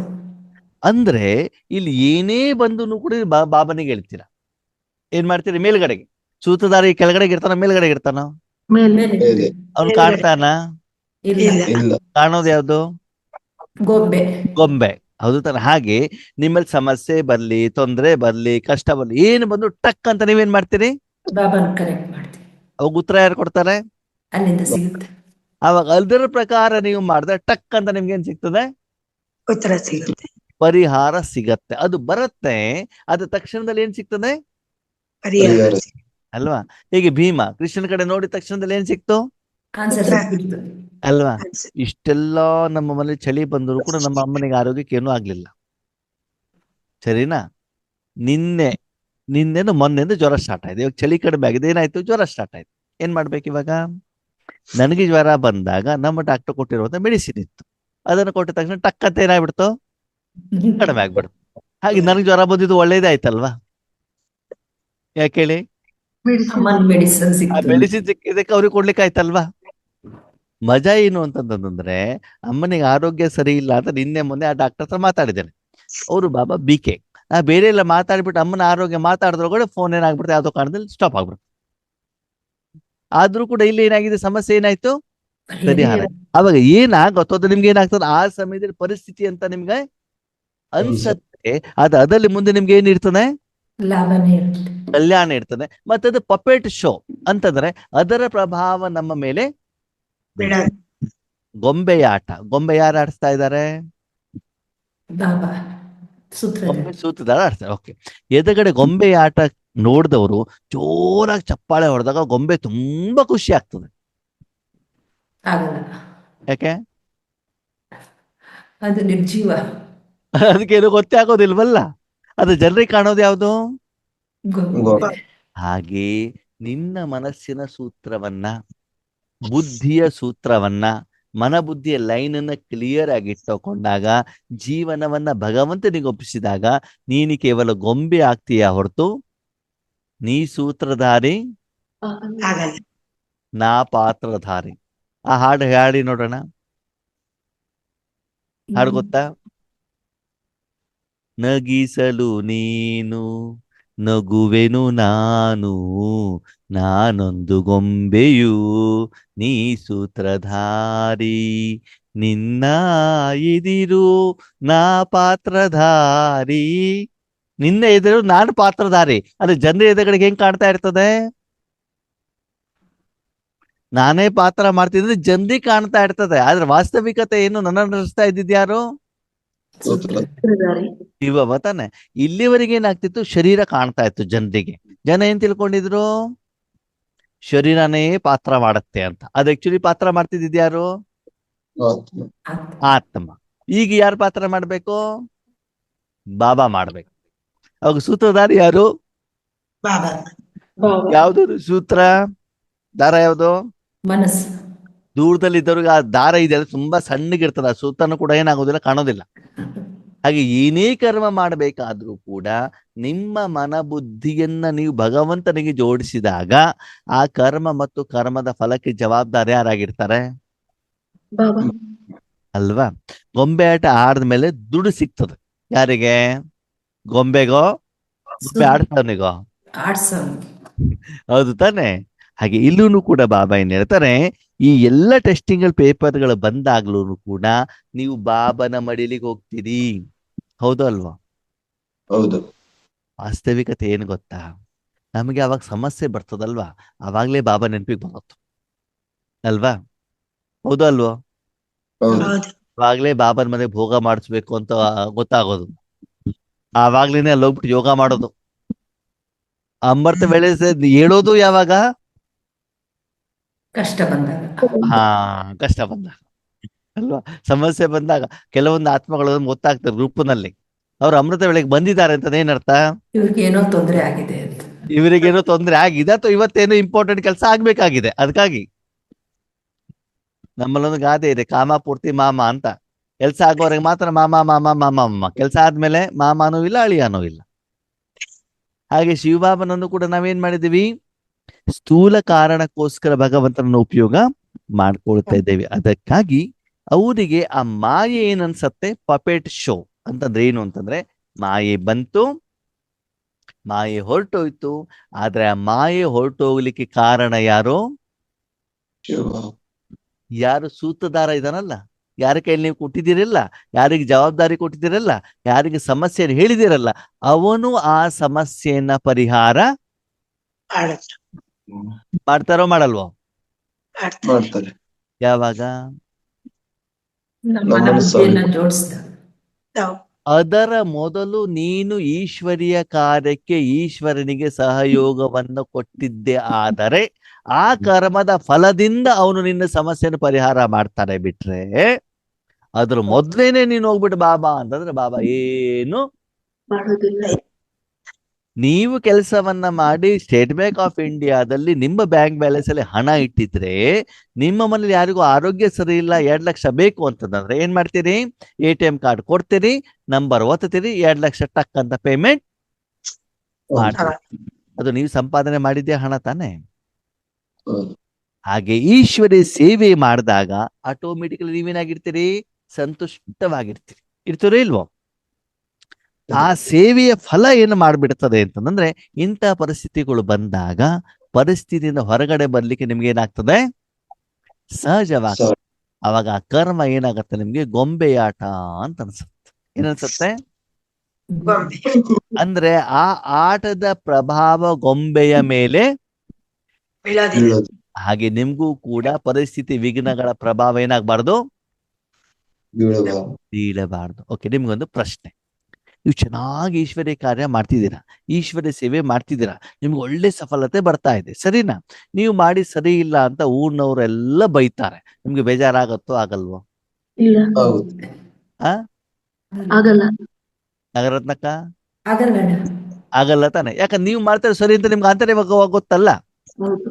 ಅವ್ರು ಎಷ್ಟೇ ನಿಂದನೆ ಮಾಡ್ಲಿ, ಎಷ್ಟೇ ಅವಹೇಳನ ಮಾಡಿದ್ರು ಕೂಡ ನೀವು ಮಾಡಿದಂತ ಕರ್ಮ ನಿಮ್ಗೆ ಒಳಗಡೆ ಕರೆಕ್ಟ್ ಆಗಿರೋದಕ್ಕೆ ನೀವು ಅದರ ಬಗ್ಗೆ ಹೆಚ್ಚಿಗೆ ಏನ್ ಮಾಡೋದಿಲ್ಲ, ಯೋಚನೆ ಮಾಡಲ್ಲ. ಮಾಡೋದು. ಮಾಡೋದಿಲ್ಲ. ಅದಕ್ಕಾಗಿ ಸಂತುಷ್ಟ ಆತ್ಮ ಎಂದೂ ಕೂಡ ಪರೇಶಾನ್, ಚಿಂತೆಯಲ್ಲಿ ಬರುವುದಿಲ್ಲ. ಯಾವಾಗ ಯಾವಾಗ ಸ್ವಾಸ್ಥ್ಯ ಚೆನ್ನಾಗಿದ್ದಾರೆ. ನಿಮ್ಮ ಸರ್ವ ಕರ್ಮೇಂದ್ರಿಯದ ಸೂತ್ರ ಯಾರ ಕೈಲಿರ್ಬೇಕು? ಬಾಬಾ ಕೈಯಲ್ಲಿ. ಬಾಬನ ಕೈಯಲ್ಲಿ ಇದ್ದಾಗ ಆ ಪರಿಸ್ಥಿತಿಗಳು ನಿಮ್ಗೆ ಏನ್ ಅನ್ಸತ್ತೆ? Affections. ಆಟ. ಗೊಂಬೆ ಆಟ. ಅಂದ್ರೆ ಎಲ್ಲೇ ಹೋದ್ರು ನಿಮ್ಮನ್ನು ಯಾರು ನಡೆಸ್ತಾ ಇದ್ದಾರೆ? ಸೂತ್ರಧಾರಿ. ಬಾಬಾ ನಡೆಸ್ತಾ ಇದ್ದಾರೆ ಹೇಳೋದು ಅಷ್ಟೇ ನಿಮ್ಗೆ ಗೊತ್ತಿದ್ರೆ ಸಾಕು. ಆವಾಗ ಮನಬುದ್ಧಿಯ ಲೈನ್ ಯಾರ ಜೊತೆಗಿರ್ಬೇಕು? ಬಾಬಾ ಜೊತೆ ಇದ್ದಾಗ ಹೊರಗಡೆ ವಾತಾವರಣ ವಿಪರೀತವಾಗಿದ್ರು ಕೂಡ ಒಳಗಡೆಯಿಂದ ಆತ್ಮ ಏನಾಗಿರ್ತದೆ? ವಿಷಯ ಇಷ್ಟವಾಗಿ. ಎಷ್ಟೋ ಸಲ ನೋಡ್ತೀವಿ ಆತ್ಮೀಯರೇ, ನಾವು ಬಾಬಾ 15 ದಿನ 20 ದಿನ ಸೇವೆಗಂತ ಕಳಿಸಿದಾಗ ಶರೀರ ಸುಸ್ತಾಗಿರ್ತದೆ, ಇಲ್ಲಿ ಕಣ್ಣಲ್ಲೆಲ್ಲ ಕಪ್ಪಾಗಿರ್ತದೆ, ನಿದ್ರೆ ಇಲ್ಲದೆ, ಸರಿನಾ? ಆದ್ರೆ ಒಳಗಡೆಯಿಂದ ಮಾತ್ರ ಏನಾಗಿರ್ತದೆ? ವಿಷಯ ಖುಷಿಯಾಗಿರ್ತದೆ. ಯಾಕೆ ಹೇಳಿ? ಯಾಕೆ ಹೇಳಿ? ಪರಮಾತ್ಮ ಸಂಪಾದನೆ ಆಗಿದೆ ಅಲ್ಲ, ಒಳಗಡೆನ ಸಂತುಷ್ಟತೆ ಇದೆಯಲ್ಲ, ಆ ಖುಷಿ ಇದೆಯಲ್ಲ, ಅದು ಆಗ್ಬೇಕು ಅಂತಂದ್ರೆ ನಿಸ್ವಾರ್ಥ ಭಾವದಿಂದ ಸೇವೆಯನ್ನು ನಾವು ಮಾಡ್ಬೇಕಾಗುತ್ತೆ. ಅದಕ್ಕೆ ಬಾಬಾ ಹೇಳ್ತಾರೆ, ನೀವು ಮಾಡಿರುವಂತ ಕರ್ಮದ ಫಲ ಕರೆಕ್ಟ್ ಆಗಿದೆ ಹೇಳೋದಕ್ಕೆ ಚೆಕ್ ಮಾಡೋದು ಯಾವ್ದರ ಆಧಾರದ ಮೇಲೆ? ಸಂತುಷ್ಟತೆ. ಹಾಗೆ ಇವತ್ತು ಬಾಬಾ ನಮ್ಗೆ ಏನ್ ಹೇಳ್ತಿದ್ದಾರೆ? ಮಕ್ಕಳೇ, ನೀವೇನ್ ಸೇವೆಯನ್ನ ಮಾಡ್ತಿರೋ, ಯಾವ ಕರ್ಮವನ್ನ ಮಾಡ್ತಿರೋ ಅದರ ಆಧಾರದಲ್ಲಿ ಒಳಗಡೆ ಸಂತುಷ್ಟತೆಯನ್ನ ಮಾತ್ರ ಮೆಜರ್ ಮಾಡ್ತಾ ಹೋಗಿ ಹೊರತು ಬೇರೆ ಯಾವುದರ ಆಧಾರದಲ್ಲೂ ಸೇವೆಯ ಫಲವನ್ನ ನೀವೇನ್ ಮಾಡಬಾರ್ದು, ನಿರೀಕ್ಷೆ ಮಾಡಬಾರ್ದು. ಮೆಜರ್ ಅದ್ರ ಮೇಲೆ ವ್ಯಾಲ್ಯೂ ನೀವು ಮಾಡಬಾರ್ದು. ಜನ ಹೊಗಳಿದ್ರು ನನ್ನ ಸೇವೆ ಚೆನ್ನಾಗಿದೆ, ಸನ್ಮಾನ ಮಾಡಿದ್ರು ಸೇವೆ ಚೆನ್ನಾಗಿದೆ, ಯಾರೋ ತೆಗೆಳಿದ್ರು ಅವಾಗ ಸೇವೆ ಸರಿ ಇಲ್ಲ, ಇದರ ಆಧಾರದಲ್ಲಿ ಸೇವೆಯ ಫಲವನ್ನ ನೀನೇನ್ ಮಾಡಬಾರ್ದು, ಚೆಕ್ ಮಾಡಬಾರ್ದು. ಜನ ಏನ್ ಹೇಳ್ತಾರೆ, ಇನ್ನೊಬ್ರು ಹೇಳ್ತಾರೆ, ಅದು ನಿನಗೆ ಬೇಡ. ನಿನ್ನ ಮತ್ತು ನನ್ನ ನಡುವೆ ಇರೋದಕ್ಕೆ ಪ್ರತಿಯೊಂದು ಕರ್ಮ ಮಾಡಿದ ಮೇಲೆ ನಿಮ್ಮ ಮನ ಬುದ್ಧಿ ಖುಷಿಯಾಗಿದೆಯಾ, ಆತ್ಮಿಕ ಸ್ಥಿತಿ ಚೆನ್ನಾಗಿದೆಯಾ, ಅದಾದ್ಮೇಲೆ ಯೋಗದಲ್ಲಿ ಕುತ್ಕೊಂಡಾಗ ನಿಮ್ಮ ಯೋಗದ ಲೆವೆಲ್ ನೆಕ್ಸ್ಟ್ ಲೆವೆಲ್ಗೆ ಹೋಗಿದ್ಯಾ ಅಂತ ನಿಮ್ಮ ಕರ್ಮ ಏನಾಗಿದೆ, ಚೆನ್ನಾಗಿದೆ. ಕರೆಕ್ಟ್ ಆಗಿದೆ. ಅದರ ಆಧಾರದ ಮೇಲೆ ನೀನು ಮುಂದುವರಿತಾ ಹೋಗ್ಬೇಕೇ ಹೊರತು ಬೇರೆ ಯಾವುದೇ ಆಧಾರವನ್ನ ನೀನು ಇಟ್ಟುಕೊಳ್ಳಬಾರದು ಹೇಳೋದನ್ನ ಬಾಬಾ ಸೂಕ್ಷ್ಮವಾಗಿ ಈ ಮುರಳಿಯ ಮೂಲಕ ಏನ್ ಮಾಡ್ತಿದ್ದಾರೆ ಬಾಬಾ ನಮ್ಗೆ ತಿಳಿಸಿದ್ದಾರೆ ಅಂತಂದ್ರೆ, ಸಂತುಷ್ಟತೆ ಹೇಳುವಂಥದ್ದು ನಿರಾಕಾರ ಈಶ್ವರಿಯ ಸೇವೆಯ ಆಧಾರದಲ್ಲಿ ಇರಬೇಕೇ ಹೊರತು ಬೇರೆ ಯಾವುದೇ ಸ್ಥೂಲದ ಆಧಾರದಲ್ಲಿ ಇರಕೂಡದು. ಓಕೆ, ಬೇರೆಯವ್ರಿಗೆ ಸ್ಥೂಲದಲ್ಲಿ ಸಹಾಯ ಮಾಡ್ಬೇಕು ಅಂತ ಮಾಡಿ, ಇಲ್ಲ ನಾನು ಯೋಗ ಮಾತ್ರ ಮಾಡ್ತಾನೆ, ಯಾರೊಬ್ರು ಆರೋಗ್ಯ ಸರಿ ಇಲ್ಲ ಅವ್ರನ್ನ ಹಾಸ್ಪಿಟ್ಲಿಗೆ ನೋಡ್ಲಿಕ್ಕೆ ಹೋಗೋದಲ್ಲ ಅಂತಲ್ಲ, ಅದನ್ನು ಕೂಡ ಮಾಡ್ಬೇಕು. ಅದ ತಂದೆ ನೆನಪಿನಲ್ಲಿ ಇದ್ಬಿಟ್ಟು ಮಾಡ್ಬೇಕು. ಓಕೆ, ಓಂ ಶಾಂತಿ. ಓಂ ಶಾಂತಿ.